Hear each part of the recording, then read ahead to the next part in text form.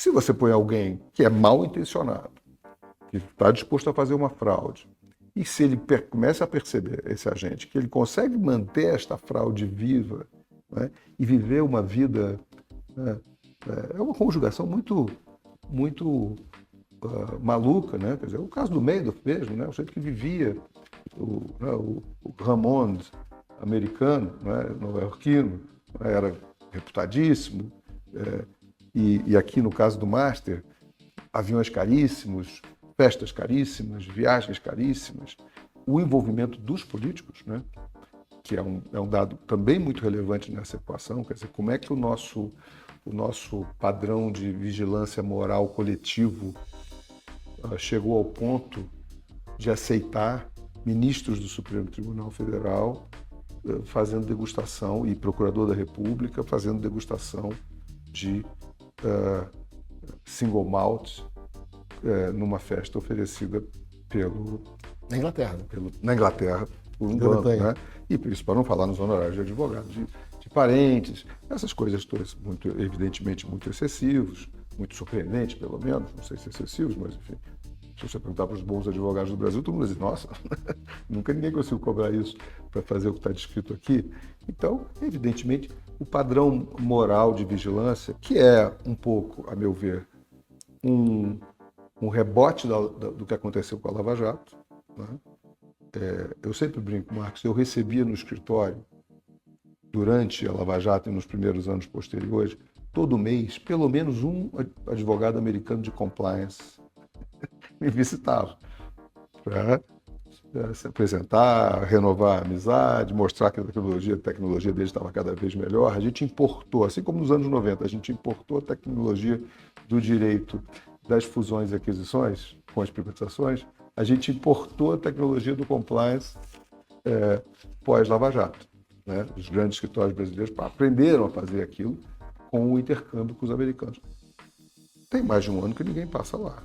O ponto é que, objetivamente, a sociedade ficou mais tolerante com esse tipo de coisa. E os políticos também.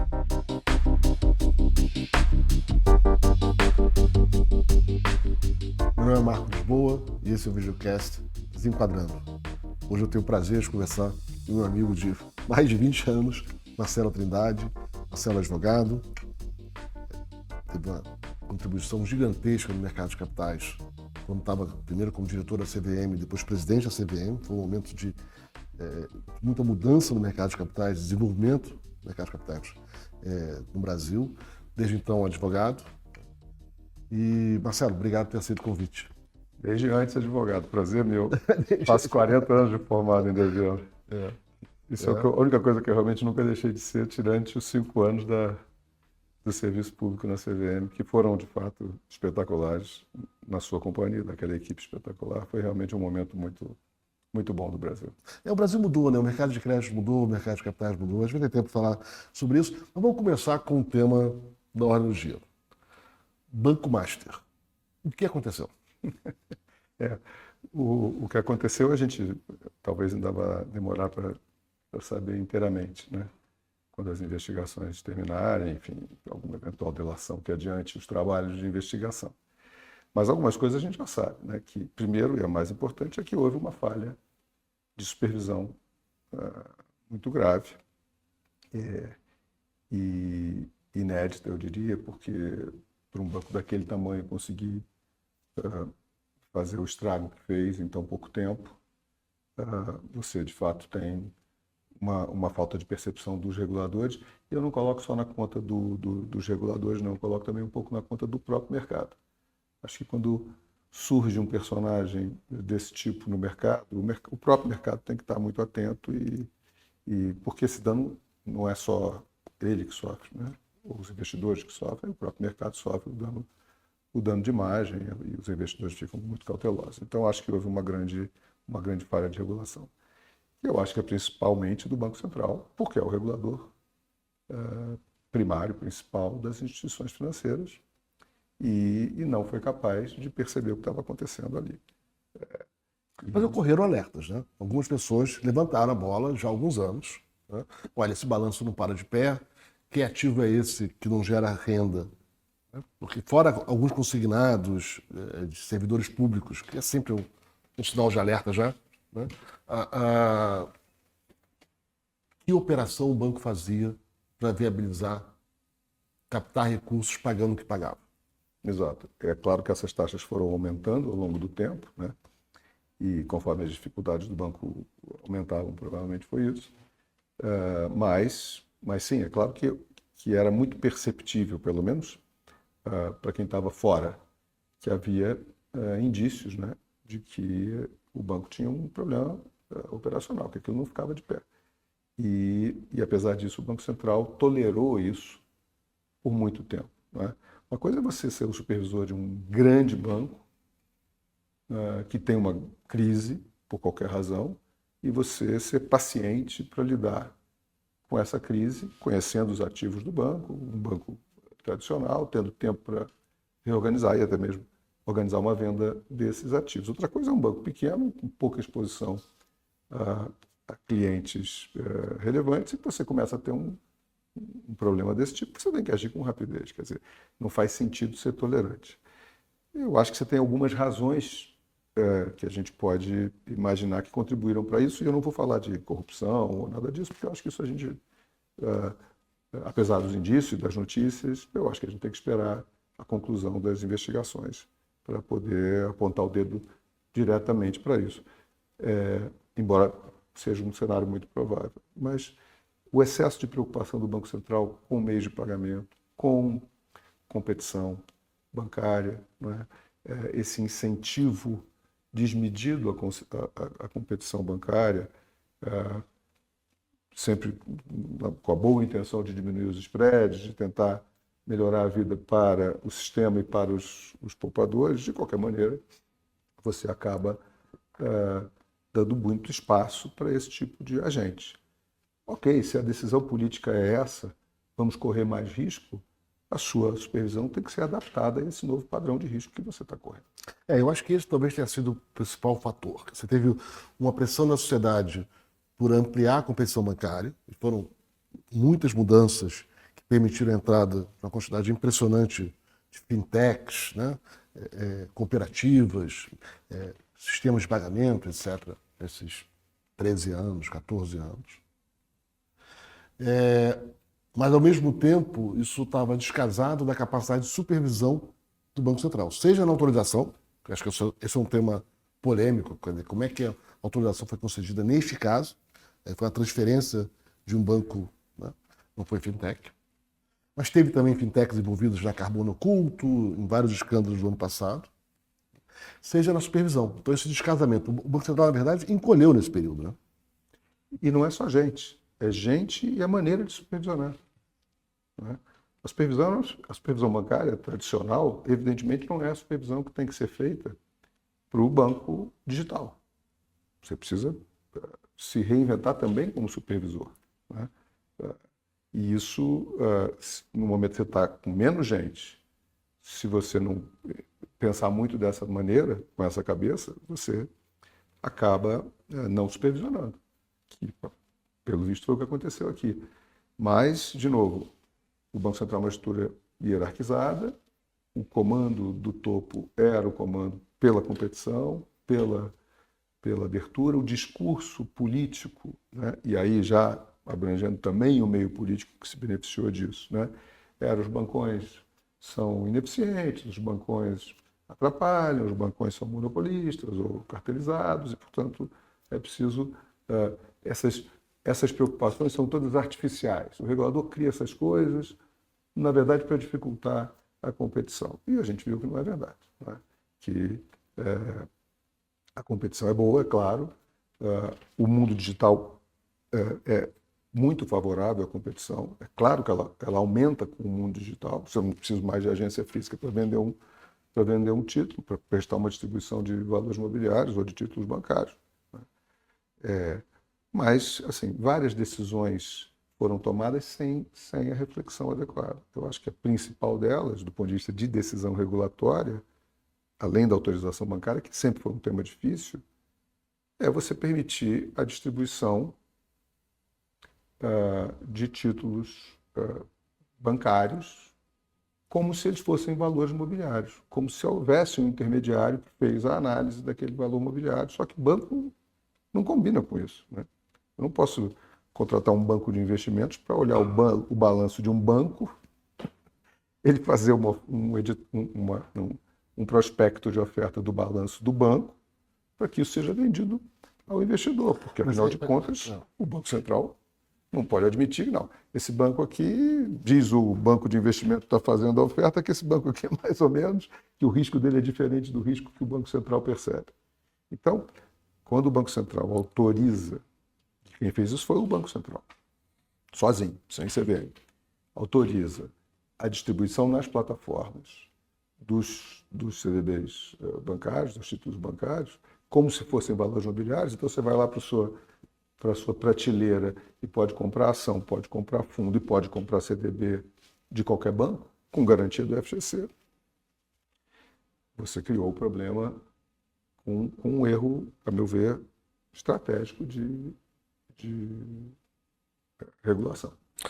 Quem vende esses títulos não deveria ser solidariamente responsável se o papel tem problema, se ocorreu fraude, ou se tem um problema de desvio, ou se o banco é incapaz, ou o banco ou o fundo é incapaz de honrar suas obrigações? Não deveria haver uma responsabilidade solidária envolvendo os bancos que venderam os papéis, as corretoras que venderam os papéis, né, que deveriam ter feito a sua parte também, né, de um due diligence, né, desses papéis que estão sendo vendidos?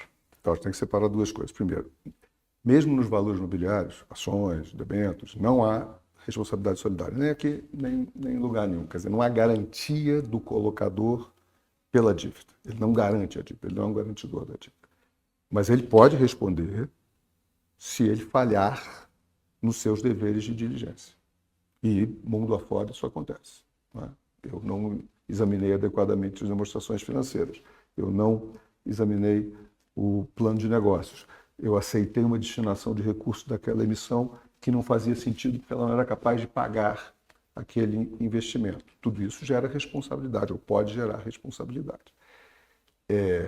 Mas não há uma garantia do intermediário nem do banco ou instituição financeira encarregada de fazer a due diligence. O problema é que você fazer isso num banco, além de você, evidentemente, não dar uma garantia que você já não dá para coisas menos seguras, num banco, teoricamente, o banco é um bicho muito sensível. O banco não pode permitir que um terceiro chegue lá, faça uma due diligence e diga, pô, esse banco aqui, apesar do Banco Central achar que ele está muito bem, eu não acho. Isso pode quebrar o sistema, de fato. E por isso é que valores mobiliários são uma coisa e títulos bancários são outra coisa. Explica a diferença para quem está assistindo a gente. São duas leis separadas, para começar. A lei da CVM, a Lei 6385, que regula toda a distribuição de valores mobiliários, ações, debêntures, todos os títulos em que você ou empresta ou investe para uma companhia, que pode até ser um banco, mas tomando como acionista ou investidor desse banco, não como emprestador do banco no sentido do depósito. Se você faz esse investimento, a lei diz, esse investimento pode abranger quaisquer valores mobiliários, que são os múltiplos títulos que existem no mercado, menos título bancário. Título bancário não entra na Lei 6385. Está expresso, tem um artigo expresso dizendo isso, desde 76. Quem cuida disso é o Banco Central, exatamente por essa diferença. Se o Banco Central autoriza um banco a captar recursos do público, é poupança popular como no outro caso. Mas quem vê se ele pode captar é o Banco Central. Enquanto era tudo na agência, era fácil. Eu ia lá no meu banco, depositava um dinheiro, comprava um CDB do meu banco. Nenhum banco vendia o CDB de outro banco. Não é? Na hora que o digital entra, ele desarruma esse modelo, porque as plataformas começam a dizer, deixa eu vender também o título do banco que compete com esse bancão. Não é? Todos os bancos digitais têm uma agência, que é uma agência teórica, não é? Agência 0001. Eles não têm agências espalhadas por aí. Então, como é que eles vendem? Vendem na internet. Antigamente eles vendiam na internet, nas suas próprias plataformas. Cada um vendia os seus títulos antigamente, nem tão antigamente, né? Quando eles surgiram, não tem tanto tempo assim. E aí vem o Banco Central e diz, não, para a gente aumentar a competição, vamos deixar as plataformas que já vendem aqueles valores imobiliários lá da CVM venderem título bancário também. Isso foi um gravíssimo equívoco.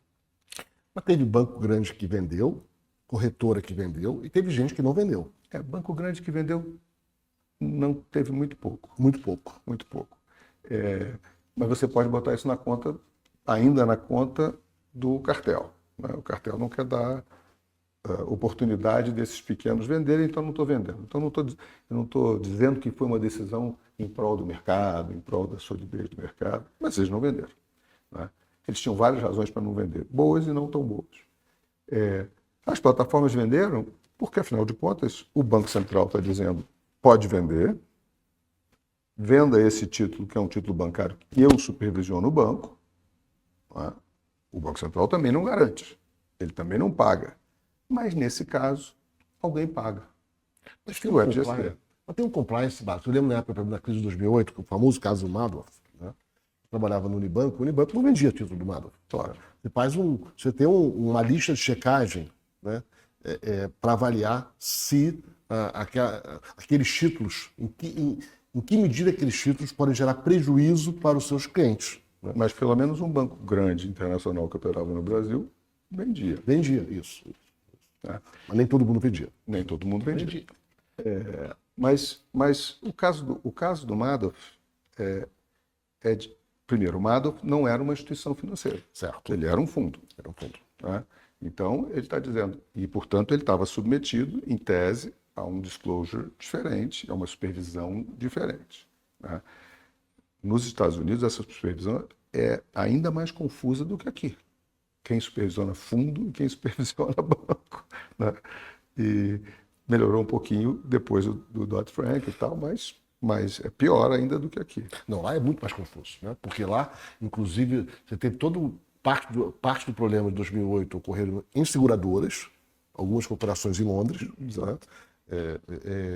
E a regulação dos seguros é estadual. A gente tem a regulação dos bancos de atacado, que é uma, bancos de varejo é outra, né? E por aí vai.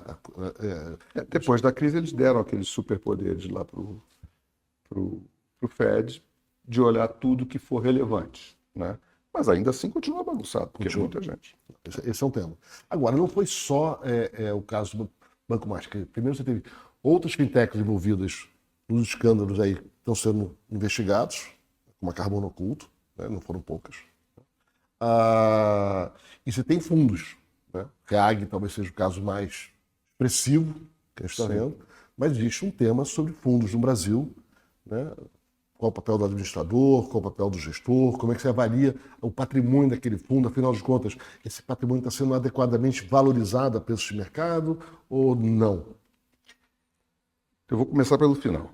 Como você sabe, a minha opinião é que a gente tem que migrar para um modelo que é um modelo mais vencedor e que está se espalhando o mundo afora, que você tem um regulador prudencial para tudo, que olha ativo de tudo, e um regulador de condutas para tudo. Como é que isso é vendido? Porque é ridículo eu poder comprar o CDB, aparece na minha conta, débito em conta, e para eu comprar o debênture eu tenho que comprar um livro, assinar um monte de papéis. Então, assim, me explica, né? Eu estou fazendo a mesma coisa, eu estou captando recursos do público. Então, a informação tem que ser parecida, nos dois casos, e a supervisão tem que ser parecida. Se eu estou captando recursos do público, é claro, uma companhia não está prometendo pagar se ela está vendendo ações. Ela está dizendo, vem ser meu sócio, se eu ganhar dinheiro e pagar dividendos, você vai ganhar comigo. É claro que isso vai estar explicado. Eu não tenho que supervisionar uma companhia como eu supervisiono um banco, porque ela não tem um passivo efetivo, ela tem um passivo contingenciado ao lucro, ao resultado. Né? Agora, tudo mais tem que ser supervisionado por uma mesma entidade. E a gente tem aqui as entidades, é o Banco Central e a CVM, junta tudo, prudencial num tudo, e rearruma, porque, pelo visto, nenhum dos dois funcionou perfeitamente bem. No caso da Reag, no caso dos fundos em geral, aconteceu um fenômeno parecido com o fenômeno da competição nos bancos, já há muito tempo. Só que esse fenômeno se deu num nicho de investidores de alto padrão. Então, quando passou a ter moeda, em 94, né, automaticamente começaram a surgir os gestores independentes. Né? Lá no Rio, naquela época não era no Leblon, porque eles não ganhavam tanto dinheiro, era no centro mesmo. Mas começaram a surgir gestores independentes lá em São Paulo e esses gestores contratavam a administração de serviço de um grande banco que fazia toda essa parte de marcação a mercado, de avaliação das cotas e dos ativos, de custódia dos ativos, de registro da titularidade das cotas. E nisso o Brasil ainda é hoje o país mais eficiente do mundo. É um dos poucos países hoje ainda no mundo que divulga patrimônio e cota de fundo todo dia. Em muitos países não é assim. É uma vez por mês, uma vez de 15 em 15 dias. Né? Fruto da inflação, né? Boa parte daqueles ativos eram ativos que estavam defendendo o investidor da inflação. Todo dia patrimônio e cota. Isso, inclusive em hedge funds, durante muito tempo foi assim, os fundos multimercado. Então, você passou a ter competição entre gestores sem risco de back-office. Inclusive porque os gestores não queriam ser distribuidoras de valores. E o back-office é toda a operação. Toda a parte de operação, isso tudo que eu falei aqui, quem é o cotista, qual é o valor da cota, o ativo está lá ou não está, tudo isso era feito por grandes bancos. E só por grandes bancos. 4 ou 5 que faziam. Estrangeiros e brasileiros. E funcionava muito bem. Os investidores contratavam um gestor, não é, que era capaz de tirar mais dinheiro daqueles recursos, mas com a segurança de que isso estava sendo visto por instituições maiores na parte da segurança dos ativos. Aqui, de novo, a competição foi se acelerando, as regras mudaram e definiram bem esses dois papéis, gestor e administrador, o que não é mal, mas esse mercado de administração começou a ser um mercado acessado por distribuidoras de valores, quase sempre, DTVMs, de novo, supervisionadas pelo Banco Central do Brasil, mas que com capital mínimo muito baixo e com a supervisão muito distante desta parte prudencial. Né? Às vezes, contratava-se um custodiante um pouco maior, então você tinha um administrador menor, mas pelo menos quem estava fazendo a custódia dos títulos era um maior. E nesse caso da REAG, ela ocupou todos os espaços. Né? Você junta isto com um problema regulatório, que é o que se chamava antigamente conta ônibus, né? A distribuição por conta e ordem, que é quem diz quem é o cotista do fundo não é o livro de custódia do fundo, é um livro que está na distribuidora de valores, que é a administradora.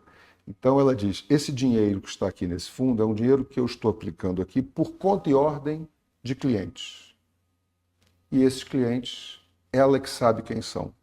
Isso foi um prato cheio para a lavagem de dinheiro. De novo, isso já existia, mas era feito pelos grandes bancos, que evidentemente já tinham as suas práticas de combate à lavagem de dinheiro.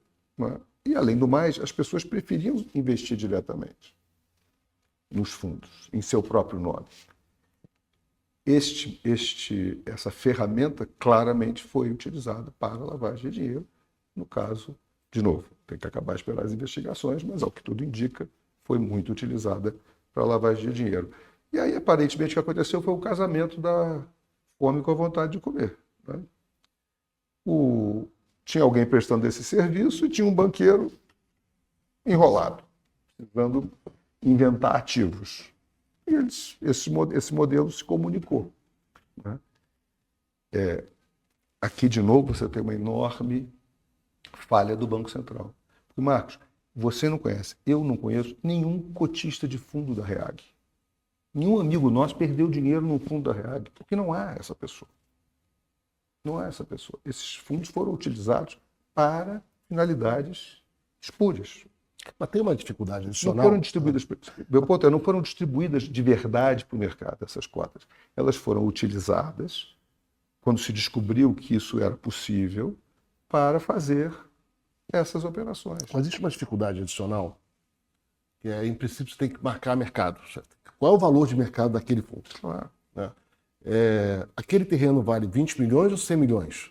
Essa empresa vale 3 bilhões positivo ou 3 bilhões, ou ela está com um patrimônio líquido negativo? Ela vale 6? Como é que você avalia o valor dos patrimônios? Quer dizer, essa é a parte fundamental da gestão de fundos, que é a grande dificuldade. Quer dizer, uma coisa são papéis que têm mercado secundário.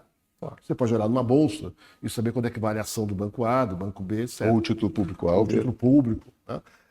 Agora, quando você entra nesses ativos que não tem mercado secundário, claro, que depende de um laudo de avaliação, uma coisa, isso é um prato feito para ter problema. Mas eu insisto, quem você conhece que investiu num fundo de alguém e perdeu dinheiro por causa dessa avaliação? Ah, tem lá um evento num fundo de private equity, num fundo de investimento em participações tal. São casos muito isolados. Essa quantidade de dinheiro é fraude. É fraude. E aí reavaliando ativos para jogar no ativo do banco, que era o cotista do fundo. Certo. E aí, de novo, desculpe, isso é o beabá da supervisão bancária. O Banco Central pretender colocar a culpa disso na CVM é ridículo. Primeiro porque ele é muito mais poderoso, rico do que a CVM, mas principalmente porque o Banco Central pode pedir o que ele quiser ao banqueiro. O banqueiro diz, não, investir nessa empresa. Ah, muito interessante, deixa eu ver quem são os sócios. Ah, não posso te contar, porque eu não tenho acesso a isso. Ah, não tem acesso? Vende amanhã. Senão eu vou te liquidar. Sempre foi assim. Esse fundo, sigilo, eu não sei bem como é que esses ativos... Ah, não sabe? Liquida. O banco não é uma companhia de investimentos, não vai correr riscos, não é isso. O banco tem um passivo, é supervisionado pelo Banco Central. O senhor botou dinheiro aqui no fundo da Reaga, interessante. O que tem no fundo? Ah, não sei, porque é um outro fundo e mais um fundo. Mas como assim não sabe? Está no seu balanço por 20 bilhões? Não, mas você não tem como saber, ele é que sabe, tem que perguntar para você ver. Vende amanhã. Se você não me disser amanhã quem são os sócios, para cima e para baixo, hein? Não é só para baixo. Não é só quem é o cotista do fundo, é quem é o cotista do seu sócio. O Banco Central tem absoluto poder.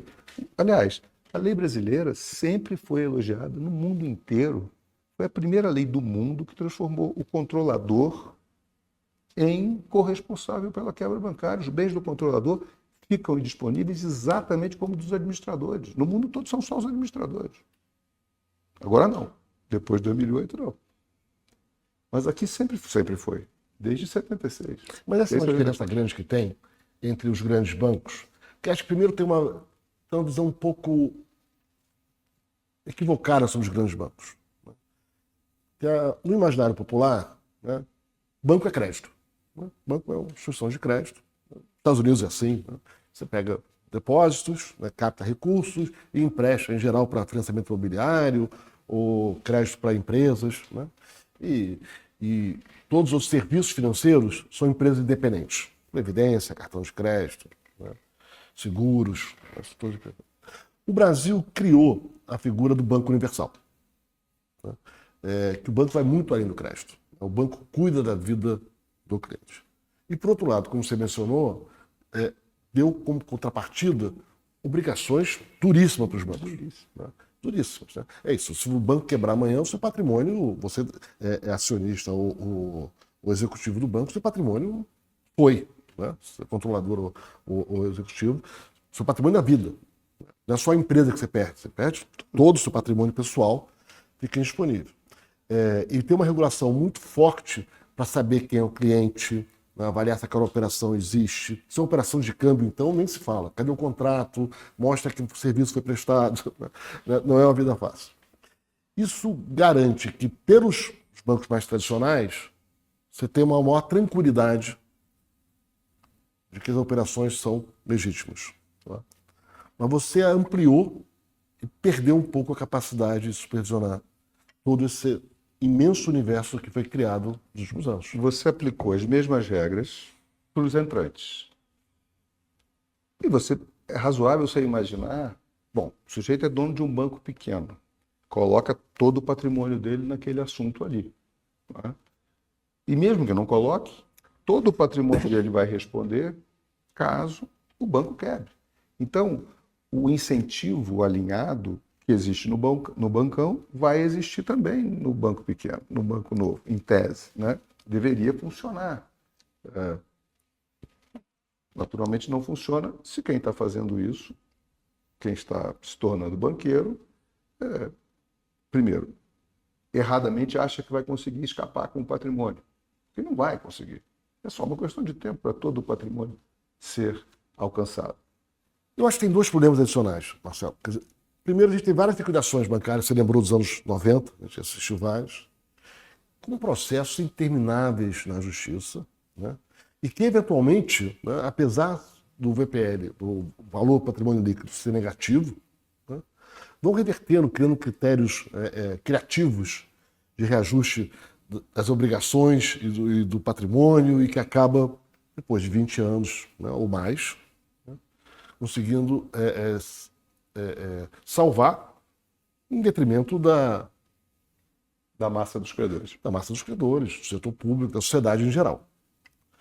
O segundo, e aí em defesa do Banco Central, esses processos, com frequência, afetam gravemente os próprios servidores. Né? Eles são processados. Né? Não, veja bem, né? Sim. Como a gente não tem uma justiça especializada nesses assuntos, você fica aí com o processo durante, pode ser décadas. Né? Então, há naturalmente um receio dos servidores públicos, justificado, e não é só do Banco Central, né, em tomar medidas mais duras, com receio de serem processados e terem um ônus por muitos anos da sua vida. É verdade.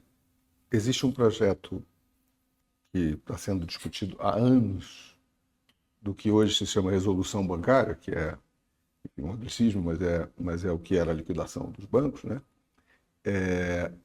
Que está sendo discutido há um tempão, inclusive enfrentando este ponto, da segurança jurídica para o servidor e a entidade que decretam a liquidação. E a consequência prática desses eventos que você mencionou é que hoje o Banco Central liquida e imediatamente vai para a falência. Ele não carrega o processo de liquidação, que por sua vez também tinha problemas internos e de compliance e de condução, porque, enfim, eram pessoas que eram nomeadas liquidantes de um banco, e um banco mesmo quebrado gira muito dinheiro, e aquilo ficava anos sendo, né, como na piada lá, era aquele doente que o farmacêutico ficou bravo, que o filho curou depois de 20 anos. Né? Então, você tinha problemas de diversas naturezas. Hoje, com o fato de que o banco rapidamente, a liquidação é convertida em falência, isso é transferido para o judiciário, portanto passa a ser um problema do judiciário. Né? Mas eu acho, ainda assim, que o fato de que, durante esses 20, 30, 40 anos, o patrimônio do controlador vai estar congelado. E veja, há casos aqui dramáticos, como a gente sabe. Administradores sérios que passaram um ano num banco e passaram 20 anos com o seu patrimônio. Verdade, eu conheço alguns casos. Alguns casos. Né? É dramático. Mas é aquela situação em que, entre duas escolhas difíceis, é melhor fazer essa escolha, porque ela ainda, de algum modo, reduz o moral hazard, reduz o incentivo para o gestor de conduzir os negócios com pouca seriedade. Agora, se você põe alguém que é mal intencionado, que está disposto a fazer uma fraude, e se ele começa a perceber, esse agente, que ele consegue manter esta fraude viva, né, e viver uma vida, né, é uma conjugação muito maluca, né? Quer dizer, o caso do Madoff mesmo, né, o sujeito que vivia, o Ramon americano, né, nova-iorquino, né, era reputadíssimo, e aqui no caso do Master, aviões caríssimos, festas caríssimas, viagens caríssimas, o envolvimento dos políticos, né, que é um dado também muito relevante nessa equação, quer dizer, como é que o nosso padrão de vigilância moral coletivo chegou ao ponto de aceitar ministros do Supremo Tribunal Federal fazendo degustação, e procurador da República fazendo degustação de single malt numa festa oferecida Na Inglaterra, né? na Inglaterra por um banco, né? E isso para não falar nos honorários de advogado, de parentes, essas coisas todas, muito, evidentemente muito excessivos, muito surpreendentes, pelo menos, não sei se excessivos, mas enfim. Se você perguntar para os bons advogados do Brasil, todo mundo diz, nossa, nunca ninguém conseguiu cobrar isso para fazer o que está descrito aqui. Então, evidentemente, o padrão moral de vigilância, que é um pouco, a meu ver, um rebote do que aconteceu com a Lava Jato, né? Eu sempre brinco, Marcos, eu recebia no escritório, durante a Lava Jato e nos primeiros anos posteriores, todo mês, pelo menos um advogado americano de compliance me visitava para se apresentar, renovar a amizade, mostrar que a tecnologia deles estava cada vez melhor. A gente importou, assim como nos anos 90, a gente importou a tecnologia do direito das fusões e aquisições com as privatizações, a gente importou a tecnologia do compliance pós-Lava Jato, né? Os grandes escritórios brasileiros aprenderam a fazer aquilo com o intercâmbio com os americanos.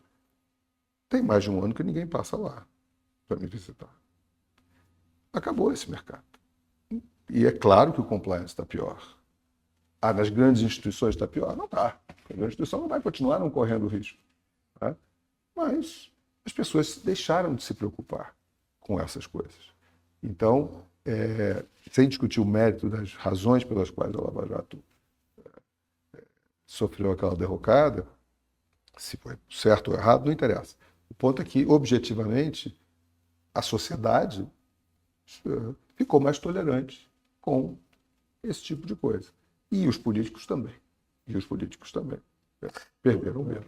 Eu acho que desde o Mensalão você tem um problema, você tem a percepção de problemas graves de corrupção no país, de falhas inacreditáveis, se contar as histórias, né, de contratos estatais, né, de desvios.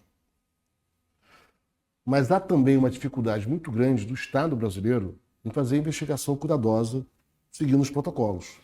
E acho que houve uma complacência, acho que isso começou no Mensalão e depois na Lava Jato, com uma pulada de cerca na investigação. Olha, tem um problema, a gente sabe que tem um problema, tem uma certa pulada de cerca aqui? Tem. Mas olha, para combater o crime, justifica-se. Os fins justificam os fins justificam o meio. E aí, o problema é que teve culpado, teve inocente, de roldão presos, né? Pessoas tiveram a vida, por razões corretas ou não, né? As suas vidas expostas, devastadas. E teve uma reação depois, mas que aí jogou tudo fora. Né? E aí, acho que essa sensação de uma certa complacência com o desvio, você tem razão, ficou mais aceitável. Aí você pega um agente de mercado que está disposto a correr esse risco, né? Mesmo sabendo que aquilo é insustentável, mas todo aventureiro acha que vai resolver. Minha experiência de vida, todo aventureiro acha que vai resolver. Ele acha que vai vender o banco, ele acha que vai fazer uma captação que vai salvar a empresa, né? Eu nunca vi ninguém emitir uma duplicata fria para fazer uma coisa bem antiga, né, que os empresários faziam, né, descontar a mesma duplicata 2 vezes, uma em cada banco. O cara nunca disse, eu vou fazer isso, eu vou me dar bem. Ele sempre disse, eu vou fazer isso, porque aí vai entrar um dinheiro, mês que vem eu pago. Né? A gente viu isso várias vezes no Brasil. A crise de 2008, na parte que teve no Brasil, a gente viu isso. Carteiras de crédito sendo vendidas 2 vezes. Isso aconteceu. Então, assim, qual é a única maneira? Não vai ser perfeito, você vai ter sempre o fraudador, você vai ter sempre o bandido, mas qual é a única maneira, de fato, de você conseguir reduzir isso ao máximo que é possível reduzir com a força do Estado? Regulação bem pensada, com gente, mas também com estratégia. Dividir a regulação prudencial da regulação de condutas. São 2 coisas concorrentes. O Banco Central não quer que quebre. Não tem que se preocupar se está em concorrência, se está vendendo, se o Pix é rápido ou não é rápido. Ele não pode deixar quebrar, ele é prudencial. O cara do serviço é um outro cara. E quem seria? Uma entidade, bom, acho que o Reino Unido é o exemplo mais importante disso, porque os ingleses copiaram os australianos, não é uma coisa muito fácil para os britânicos fazerem, né? O australiano foi o pioneiro nisso no final da década de 90 e disse, vamos separar o prudencial do que se chama regulação de condutas, que é isso, né? A regulação do relacionamento do cliente com a instituição. Vamos separar e só tem dois. Um faz tudo de seguro, pensão, banco, fundo. É um cara que faz tudo. Porque é tudo a mesma coisa. Os produtos são muito parecidos. Hoje em dia, economicamente, eles são iguais, na verdade. A exposição é muito parecida. Só que você vende um via seguro, você vende um via fundo, você vende um via título bancário. A gente foi na direção contrária que você está propondo, Marcelo. Quer dizer, a gente não só foi construindo uma regulação muito diferenciada para diferentes papéis que fazem a mesma coisa, tem razão, como também para diferentes instituições bancárias. Exato. A regra para esse tipo de instituição é uma, para aquela é outra, para isso aqui é outra, isso aqui tem que passar pelo Banco Central, isso aqui, se não ficar muito grande, não precisa passar. Então, são duas de fintechs, né? Cooperativas de crédito tem outra regra, aqueles que se chamam bancos, mas que não são bancos, tem uma regra diferente. Né? Você, no fundo, você fragmentou a regulação, e o que gera isso, acho que foi o exemplo da crise americana em 2008, né? Uma das causas daquela crise é que isso gera arbitragem regulatória. Se Antônio tem uma regra, Maria tem outra, Raimundo tem uma terceira, né? O produto A tem uma regra, o produto B tem outra regra, e faz a mesma coisa, você cria arbitragem regulatória. Então eu não posso fazer isso no banco, mas eu posso fazer na minha subsidiária da minha empresa de seguros em Londres. Que foi uma das grandes quebras que teve, né, em 2008. Some-se a isso a arbitragem que te gerou muitos cabelos brancos à época, gerada por incentivo fiscal, né? Eu estou exposto ao mesmo risco, mas se eu comprar esse título aqui, que tem um emissor que tem um lobby que foi capaz de obter um incentivo fiscal, eu não pago imposto. Se eu comprar ele... Você junta nessa bagunça toda a concentração em ativos que não tem nenhuma razão a não ser o incentivo fiscal. E você complica a supervisão. Pega o Banco Central, não tem gente para fazer tudo isso. Quem ele não vai olhar, o grande ou o pequeno? Isso é uma coisa muito curiosa, porque a instituição muito grande deveria, em tese, se eu tenho pouca gente para olhar, ser a que eu menos olho. Mas eu tenho muito medo, porque se ela quebrar, é dramático. Eu já tive essa conversa com vários amigos. Eu concordo com você, porque você pega os grandes bancos brasileiros, eles estão subordinados a uma quantidade de agências dentro e fora do Brasil, um balanço em várias, né, em vários países diferentes que eles são obrigados, né? Dificilmente ali você vai ter um grande problema. E se tiver, é too big to fail mesmo. É grande demais para quebrar e o Estado vai ter que resolver. Agora, o primeiro dos acionistas, né? Sim, os acionistas, porque acho que assim, se um banco os acionistas vão sofrer. Né? Porque o Brasil é um país atrapalhado. Inclusive o princípio da lei de falências, que não se aplica a banco, né? Que é uma outra lei, era esse. Né? Quer dizer, primeiro, o acionista perde o patrimônio. Claro. Mas isso ainda é assim. Isso ainda Tenho é visto assim. muito acionista sair melhor do que dívida subordinada em processos de falência. Não. Não. Em processos de falência privada, sim, mas nos bancos ainda é assim. No banco ainda é assim. Acontece que se você passa a ter um agente que aceita o risco de, não, eu vou conseguir esconder um patrimônio que não vai ser apanhado por isso, a sanção penal tem que ser muito grave. Aí acho que E aí, né, poupando um pouco as agências, teve um descaso com as agências desses 30 anos. A CVM foi incrivelmente esvaziada. O Banco Central, anos e anos sem concurso, e as pessoas vão envelhecendo, vão se aposentando, né? Falta de recursos para investimento. Né? Então, acho que tem uma combinação desse esvaziamento das agências, que perderam a capacidade de supervisão, tem a inovação que ampliou o leque de instituições e a complexidade da supervisão. E acho que tem, e esse é um ponto que eu já tive esse debate várias vezes, com vários órgãos de controle, você tem que separar o que é prestação de serviços do que é controle. Já tive com tribunais de contas essa conversa. Olha, você é tribunal de contas, você é uma instituição de controle, você não pode fazer consultoria, você não pode prestar serviço, porque você viesa a sua análise. O Banco Central não tem que se preocupar com conduta, ele tem que se preocupar com supervisão bancária e política monetária.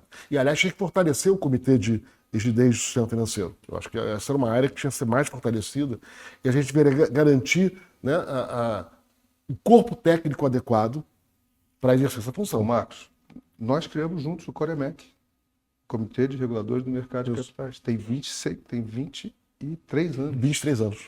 Tá? No Conselho Monetário. Isso. Reunindo os reguladores. Que parecia uma coisa evidente, mas os reguladores não tinham um lugar onde eles se reuniam para conversar.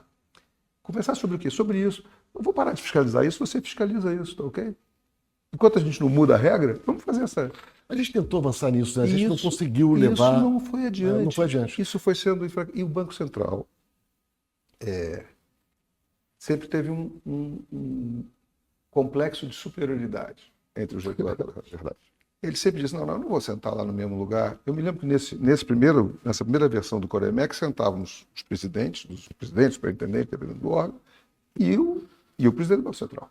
Hoje o presidente do Banco Central não faz mais parte, são só 2 diretores. Porque não fica bem o presidente do Banco Central sentar com o presidente da CVM num mesmo comitê, entendeu? Então, assim, o fato de que, pelo que se noticia, 2 funcionários quase aposentados do Banco Central terem, ao que se diz, se corrompido, é muito devastador naquilo que a gente que gosta do serviço público diz, se eu pagar bem e se a entidade onde esse camarada trabalha for reconhecida, ele chegar em casa e as pessoas dizem, ele trabalha, chegar no bar, não, ele trabalha no Banco Central.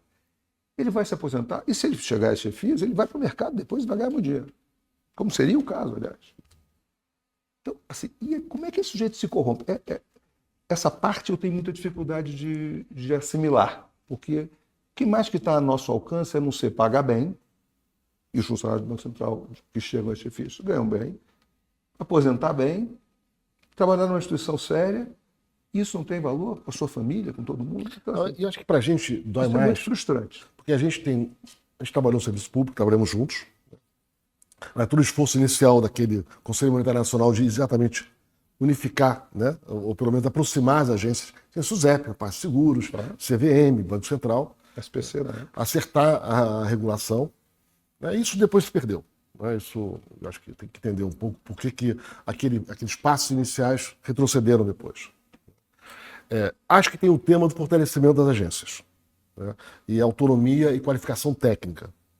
Eu não vejo isso só numa instituição ou em outra. Acho que até o Banco Central é mais protegido do que outras instituições e agências que a gente assiste. Mas se perdeu um pouco aquela garantia da qualidade técnica. Não basta a pessoa passar numa provinha, falar, não, é advogado, é economista, fez o curso tal. Não. Para as agências, tem que ser os melhores do mercado. Então, tem pessoas reconhecidas tecnicamente, né?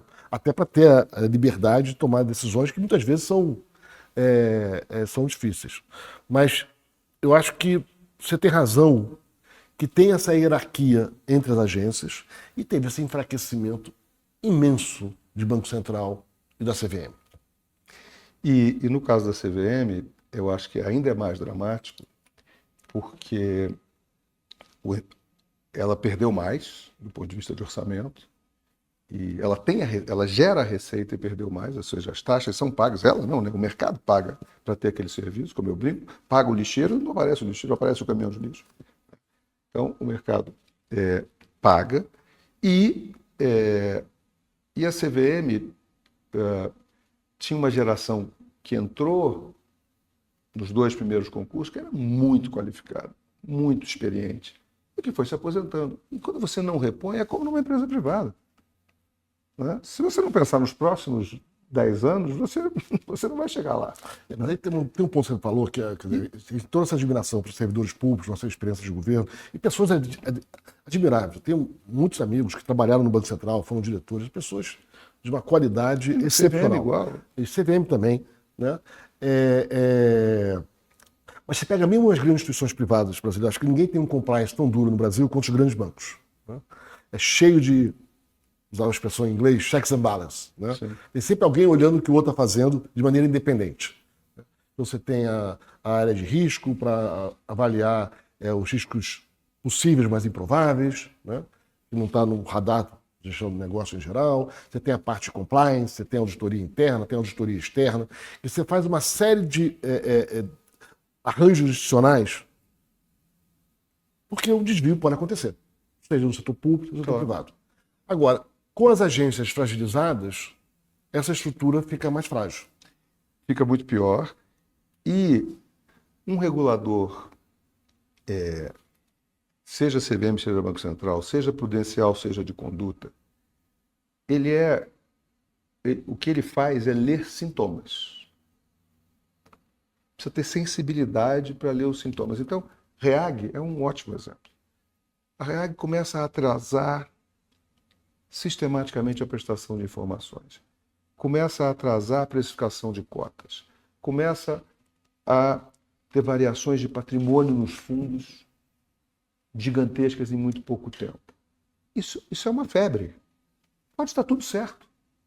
Mas eu tenho que parar o que eu estou fazendo. Investigar. E olhar este cara que está com a febre alta. Né? E pode ser que ele esteja muito doente, como era o caso. Se você não tem gente e não tem experiência, porque o sistema, tudo isso aparece por sistema, Marcos. Isso é tudo eletrônico. Pisca o alerta. O patrimônio subiu mais, você programa. O patrimônio subiu mais de 5% num dia. É a coisa mais fácil do mundo de descobrir. Agora tem que ir lá olhar. Tem que chamar o cara. Né? Mesma coisa o Banco Central, com o banco. Pô, tá aqui a captação desse cara. O que está acontecendo? Tem que ir lá na hora. Não pode aceitar uma explicação tosca. Uma explicação que não faz sentido. Você não pode ter um gestor, uma administradora de fundos, não é gestor, a regra é administradora, é uma DTVM, com 300 processos, 300 incidentes, e eu não fiz nada. Eu aceitei as respostas. Termo de compromisso, que é você fazer um acordo para não punir, é uma ótima solução, é rápido, eficiente e dói no bolso do cara. Mas não é para isso. É quando você diz, esse cara errou, falhou aqui, é isolado, ele vai pagar. Então, por que a CVM não reagiu ali? Pode ter coisas erradas, não sei se tem, mas principalmente porque não tinha gente capaz de olhar isso. E por que não tinha? Não tem experiência. O serviço público brasileiro, como a gente sabe, uma reforma administrativa talvez seja mais urgente do que qualquer outra no Brasil. É difícil passar nos concursos. É muito difícil passar para advogado da União. É muito difícil para passar no concurso da CVM do Banco Central. O salário de entrada é absurdamente alto comparado com o mercado privado. A progressão do salário é muito baixa. Daqui a 20 anos esse cara acha que está ganhando mal. Quando ele entra, ele ganha mais do que se ele for trabalhar no bancão. Com a mesma idade, com a mesma qualificação. O cara se mata de estudar, passa no concurso. Passou no concurso, estágio probatório. Passou no estágio probatório, atingiu o máximo da minha vida. Nunca sentei do outro lado. Nunca tive um cara na mesa querendo fazer uma safadeza do meu lado. Nunca tive um colega no escritório de advocacia dizendo, vou fazer aqui um negócio. E você diz, opa, isso não pode, cara. É assim que você forma uma pessoa. Não é? Você bota esse cara direto no serviço público para supervisionar uma atividade que ele nunca exerceu. É a mesma coisa dos juízes, tá? Quando eu era garoto, para ser juiz, você tinha que ter 5 anos de prática de verdade, de advogar. Para você dar uma liminar ou não dar uma liminar, você tem que ter pedido uma liminar na sua vida, saber como é que está o cliente. E hoje em dia a turma fica estudando, passa. Uma petição por ano que assina no escritório do amigo, prática demonstrada. Vai ser juiz, sem nunca ter advogado. Vai ser supervisor de mercado, sem nunca ter conhecido o mercado. Então, assim, há muitas coisas importantes a fazer e por isso que eu acho que se o Brasil reconhecer a necessidade de reorganizar os seus reguladores, você faz tudo isso ao mesmo tempo. Você reorganiza os reguladores, reorganiza o acesso, reorganiza a carreira, reorganiza as estruturas de senioridade, do que você exige para um cara ser superintendente da CVM ou do Banco Central, né? Chefe de departamento do Banco Central. O que esse cara tem que saber para fazer isso? O que ele tem que ser? Na CVM, no Banco Central, a gente está muito acostumado porque os diretores são caras muito experientes, gente que veio do mercado, já viu tudo, não é? E, de fato, quando você está lá, você ajuda os caras, diz, olha, fica de olho em tal procedimento aqui, porque lá do outro lado do muro, a turma faz isso aqui errado, viu? Então é bom quando chega gente do mercado. Mas eu acho que no caso do Banco Central, acho que a CVM foi. A CVM, entre o que era na sua época, que é hoje, né, você vê uma fragilização da instituição. Né? Agora, eu acho que no Banco Central tem uma ênfase muito grande no debate na sociedade e nas nomeações a política monetária. Exato. Eu acho que é um debate exagerado, eu acho que tem uma fixação, um fetiche na sociedade brasileira com a discussão de Selic, né, como se tivesse uma mágica, né, você fica discutindo aquele tema, aquilo fosse a razão do atraso brasileiro, né, e não sintoma de outros problemas, né, e também não tem muito o que inventar ali. Você não quer inflação alta. Né.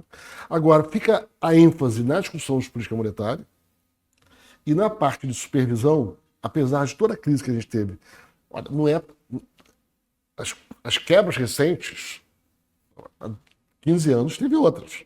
Né? A gente assistiu vários bancos pequenos quebrando há 15 anos. E bancos maiores, há 20. Há 20 anos, então, 30 anos, a gente já viu muita coisa, seja com banco público, seja com bancos privados, bancos expressivos. Né? A gente não dá a mesma ênfase na análise prudencial do Banco Central, primeiro. E da CVM. A integração dos reguladores é fundamental. É uma pena que isso não conseguiu avançar. E acho que você tem toda a razão, tem que separar a parte de conduta. Isso deveria ser uma outra agência. Né? O Banco Central não tem que prestar serviços. Que é como se tornou na Inglaterra. A Inglaterra tinha o maior regulador, o mais invejado regulador do mundo, um regulador único, a FSA, Financial Services Authority. Foi uma reforma que deu errado, né? E deu errado. Mas o inglês, conservador, muda devagar, tem rei. O inglês fez isto em 2001 e consertou em 2008. Deu errado. Ele disse, deu errado, vou copiar o australiano, vão ser dois. Então, assim, por quê? Porque isto é um assunto, porque esses assuntos são tratados pelo parlamento, pela população, pela imprensa, como assuntos muito relevantes. E hoje eles têm um modelo que está funcionando muito bem, ao que tudo indica, que o mundo todo está migrando para ele. E assim, a gente pode não migrar, mas a gente precisa discutir. Isso precisa ser discutido seriamente no Congresso Nacional. Há deputados americanos que passam a sua vida inteira sendo exclusivamente o deputado da comissão né? do Senado que cuida da... Então, essa capacidade aqui a gente do mundo da inflação de reconhecer erros. E o Chile também, tá? O Chile, nosso vizinho aqui, reconhece erro e muda. Olha, fiz um caminho por aqui. Educação, outra área. Olha, não deu certo. Bom, a gente reconhece que errou e muda. Isso é um traço impressionante. Bom, não é à toa que o Chile está tão mais rico que o Brasil, né, nessas últimas décadas, tão mais rico que o Brasil. Né? O caso da Austrália, eu acho dos casos mais impressionantes que tem. Porque a Austrália era um país, talvez, da OCDE mais parecido com os norte-americanos. Obviamente tinha muita diferença. Era um país mais igual, política pública de melhor qualidade, mas era um país protecionista, fechado. E uma hora, nos anos 90, 80, eles olham para o lado e falam assim, a gente está ficando para trás. A gente está crescendo menos que os nossos pares. O que está de errado? E curioso, porque enquanto a Inglaterra foi a Thatcher com um discurso mais liberal, na Austrália foi o Partido Trabalhista que fez as reformas. Exato. E ele fez essa quantidade de reformas institucionais das agências, fortalecendo, avaliando, abrindo a economia, melhorando a qualidade da política pública. Foi um processo mais lento que o da Inglaterra, mas de um sucesso extraordinário e fortalecendo as agências, né, o controle do Estado, separando muito bem o que é a política de quem foi nomeado, que define metas, responsabilidades, define projetos, e qual é o papel dos agentes de Estado que têm mandato para exercer essas políticas. Exato. Não, e passou muito bem pelas... Claro, crise sempre machuca, mas passou muito bem pela crise e passou em boa parte porque estava fiscalizando direito, estava fiscalizando melhor, né, os bancos do que os seus pares europeus. E, é claro, tem menos gente, a gente é mais educado, é mais fácil. não há dúvida. Mas não foi uma transição simples, não. Foi uma transição complexa. A história daquela transição foi impressionante. E inventaram modelos de meta de inflação. O problema é que no Brasil a impressão que eu tenho, tem uma resistência a você fortalecer a agência de Estado. Quer dizer, o poder eleito, ele quer ter o direito discricionário de agir em todos os aspectos. Essa coisa de regra, agências de Estado, mandatos, isso, a nossa tradição autoritária, de esquerda e de direita, né, prefere, olha, veja bem, não é assim. Né? Tanto é, olha, a dificuldade que foi botar a autonomia do Banco Central no Brasil. Um tema que é meio pacificado no mundo, que os principais países têm há décadas. Né? O poder eleito fixa lá as suas metas, escolhe quem vai conduzir, tem mandato, e aí você tem que cumprir as metas. Isso é tão pouco introjetado no Brasil que essa semana passada o ministro Flávio Dino deu uma liminar a favor de uma ação de inconstitucionalidade, dizendo que o dinheiro da CVM tem que ficar na CVM, e está aqui, e eu quero que ela faça, para mim, judiciário, o seguinte plano de ação. Pediu um plano de ação. Ou seja, a percepção de, né, é tão pouco introjetado que o ministro do Supremo Tribunal pede que o tribunal receba num processo judicial qual é o plano da CVM para atuar. O que evidentemente não é compatível, para que seja escrutinado por ele.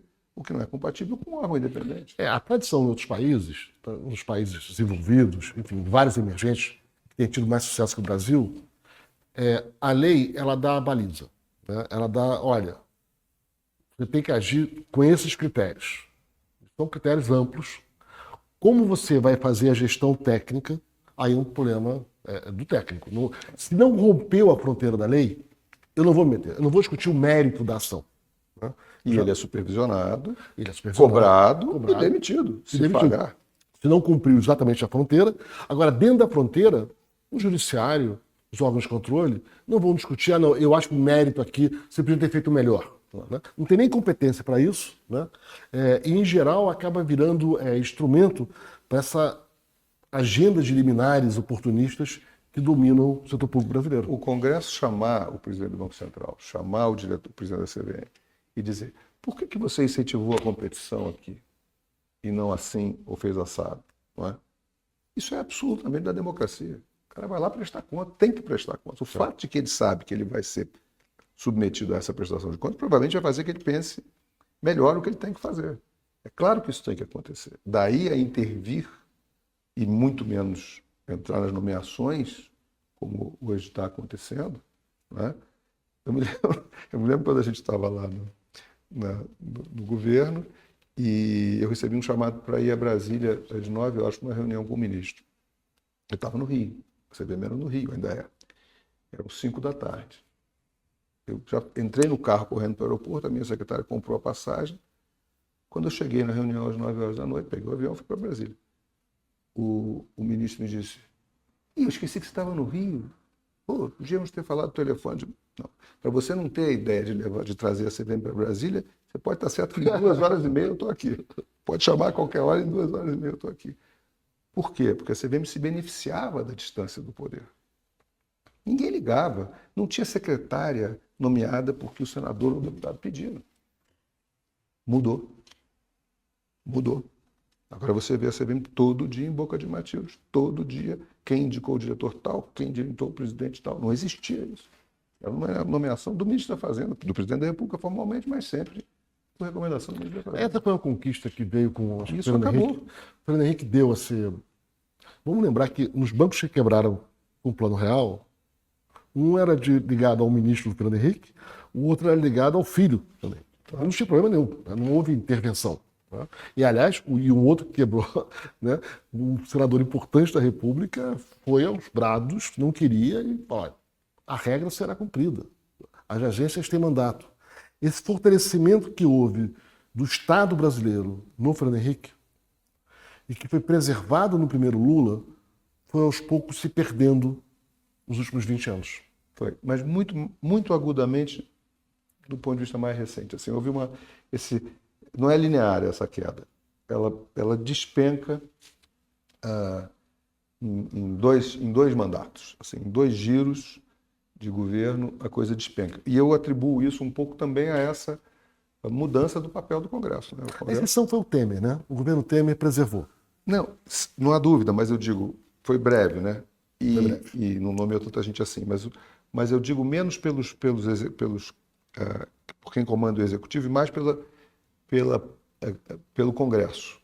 O Congresso passou a exercer poder também nessas áreas e o executivo estava mais refém, não é? E passou a aceitar essa pressão com mais... Eu acho que isso foi um processo que começou nos anos 2000, né? Em que você foi montando a coalizão muito com base em diretorias. Acho que isso foi um processo... claro que isso sempre existiu em alguma medida, mas isso foi se expandindo lentamente. Estatais, agências de Estado, né? Agências com caneta para fazer multa, penalidades, abrir negócios. Né? E isso foi se expandindo com o tempo e a sociedade aceitou, né? Complacentemente essa distribuição de cargos, como se isso não fosse um tema relevante para a vida cotidiana. Isso aparece no setor de energia. Ao contrário, isso dá voto, né? Porque o sujeito nomeia o diretor de uma agência que consegue produzir um efeito na ponta, ou de uma estatal, ele vai dizer quando for pedir voto. Né? Foi eu que consegui essa obra aqui, foi eu que fiz isso. O caso das emendas foi típico, né? Foram 13 anos que você vai construindo essa agenda. Então essa deterioração, ela é bastante horizontal, né? Ela pega todas as instituições brasileiras. É claro, as agências não conseguiram ficar fora. Ficaram até talvez por um pouco mais de tempo, né? mas acabaram tragadas para esse... Essa combinação da complacência com as nomeações pouco técnicas, talvez quem sabe quais são os incentivos para essas nomeações, né? Com esse traço autoritário nosso, né? Da capacidade de tomar uma decisão discricionária, não gostar de seguir protocolos, não gostar de seguir regra. Né? Essa história de ter uma agência com mandato que faz, não, veja bem. Não, quebra um galho aqui, vai. Você tem poder. Eu lembro que na época a gente discutia sobre a autonomia do Banco Central e tudo mais. Você olha, isso vai proteger o presidente da República. Porque vai bater o empresário lá que quer os juros baratos, os seus interesses particulares. Se não tem autonomia, como é que o presidente faz? Cara, vou dar um telefonema, vou pressionar. Né? Se tem autonomia, fala assim, concordo com você. É um absurdo o que eles estão fazendo. Pena que eu não posso fazer nada. Isso protege, por incrível que pareça, protege o executivo. Né? Esses protocolos de nomeação. Né? Esses protocolos e os mandatos. Né? É uma pena que isso se perdeu e a consequência de se perder é que você fica refém desses interesses oportunistas. Né? Às vezes são legítimos, com frequência não. Com muita frequência não. E se você não tirar desses casos as lições, né?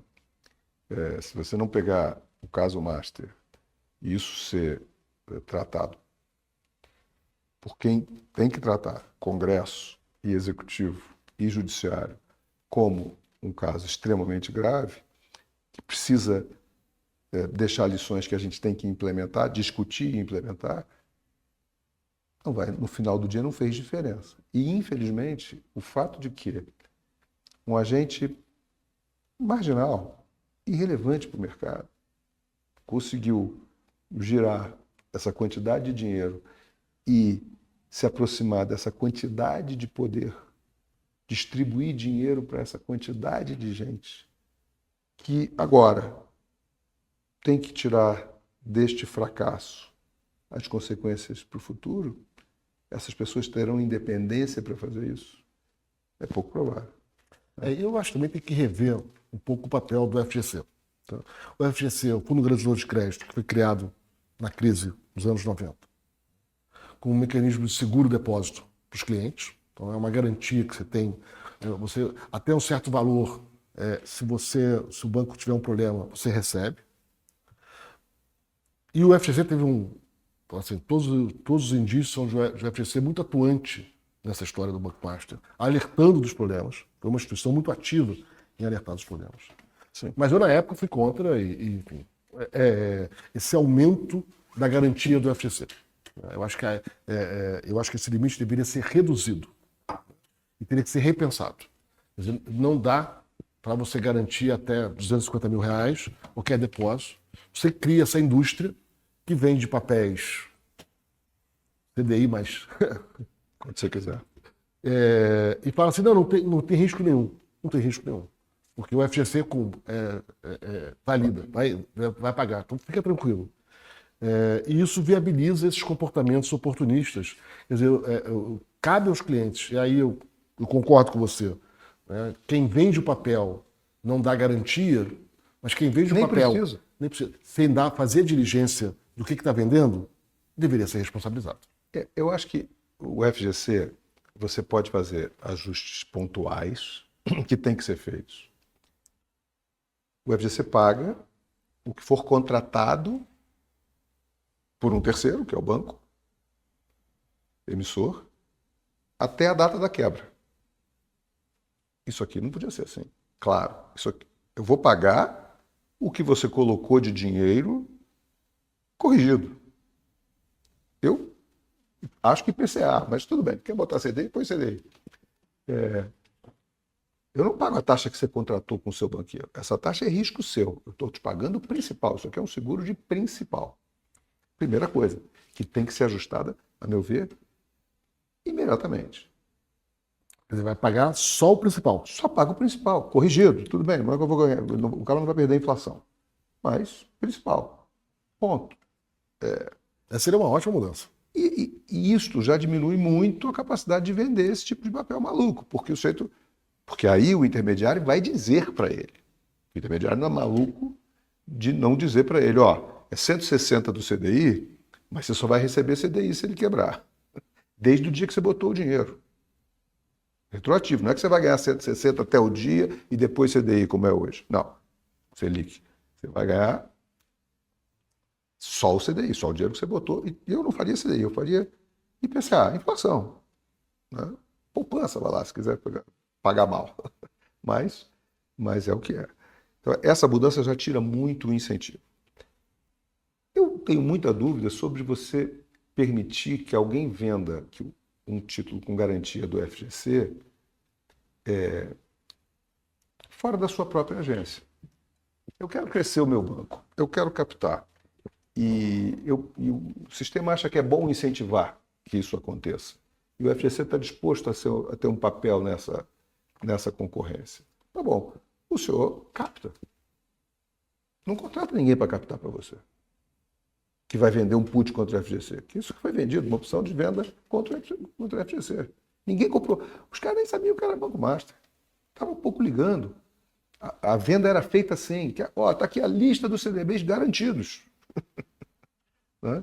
E se é garantido, tanto faz comprar do Banco Master ou do bancão. É garantido. Então, eu acho que essas são medidas pontuais. Mas eu concordo 100% com você que o FGC precisa também passar por uma revisão completa. Porque esse dinheiro é nosso, as pessoas têm a ilusão. Ontem mesmo o Ciro Nogueira disse, ontem, isso não é dinheiro público, não é dinheiro do público. Dinheiro do público. Não é dos bancos, nem dinheiro público, é dinheiro do público, porque isso vai impactar diretamente as nossas taxas, os nossos custos, como investidores, como poupadores. Os bancos não vão arcar com esse prejuízo. Quem vai arcar somos nós, no custo diário das nossas transações. De modo que é preciso que a sociedade tenha noção de que isso não é um milagre. Não apareceu alguém que paga as contas. Somos nós que sempre pagamos essas contas. E por isso eu concordo com você. Acho que devia reduzir, sim. Devia reduzir a garantia.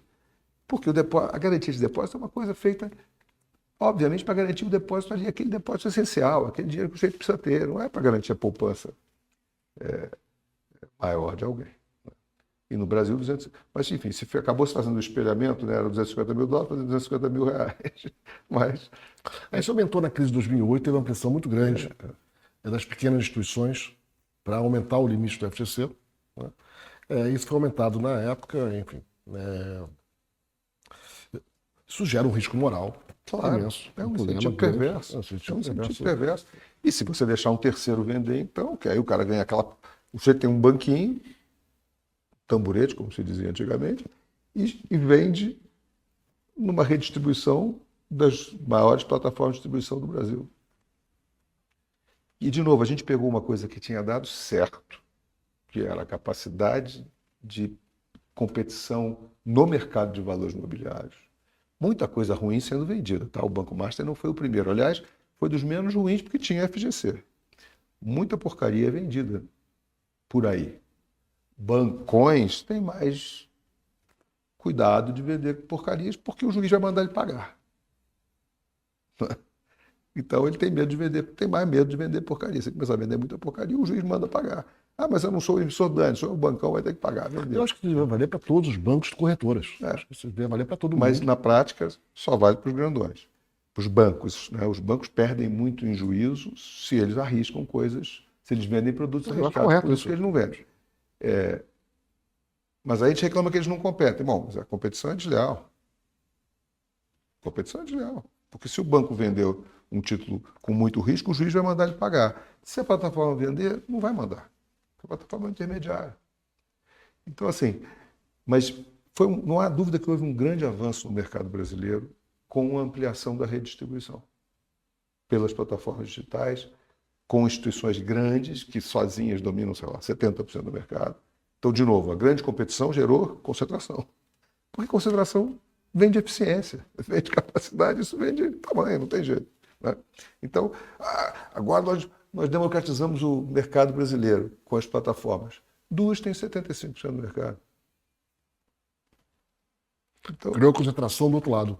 Pelo menos são 4 bancos grandes dividindo o mercado. Né? 80% do mercado. Então, mas não importa. Foi efetivo? Foi. Produziu o resultado das pessoas terem acesso a produtos melhores? Produziu o resultado da competição nos grandes bancos, melhorando os produtos que eles vendiam? Sem dúvida produziu. Então isso é bom, vamos preservar isso. Vamos consertar o que tiver errado, mas vamos preservar, porque isso foi bom. Hoje as pessoas terem acesso digital a produtos que concorrem entre si, poderem comparar as rentabilidades dos emissores e dizerem, bom, vou botar meu dinheiro aqui, não no bancão, ótimo. Excelente, o bancão vai ter que se esforçar mais para conseguir captar o dinheiro. Excelente. Sem incentivos perversos e coisas claramente mal pensadas. No mínimo, no melhor cenário, mal pensadas. Marcelo, foi um prazer, muito obrigado pela conversa. Prazer meu, como sempre.